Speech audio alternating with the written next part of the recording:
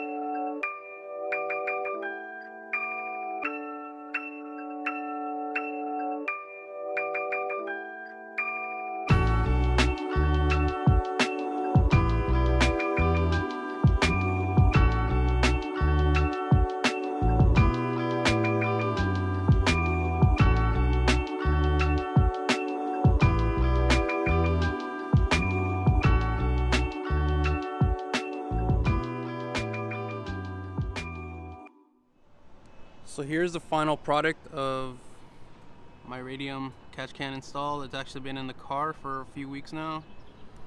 I did have to trim this a little bit here. It's not the prettiest, but it looks great in the engine bay. There's no oil so far. It's been to a track day already. I know it's gonna take some time, but you know, it looks cool. So this video is very short, and I hope you guys enjoyed it. It was kind of a chance that I took. I know it's a 2ZZ engine, and the catch cans were quite pricey, but I did make them fit on my Corolla XRS. A few things were moved. There's a fuel line that goes that's bolted directly where the catch can is bolted. I actually reused that bolt hole and had the fuel line sitting on top, holding the catch can and the fuel line as well, with the provided bolts from Radium. There's another clamp there that I had to move down, which there's enough slack in there to move it down farther down. Using the factory, also used the factory PCV lines, just shortened one and reused one of the existing ones in the same length, and came out great. Hopefully you guys join me on the next video. Please like, subscribe, share. Anything is going to help me continue growing this channel, and I'll catch you guys on the next one. Peace.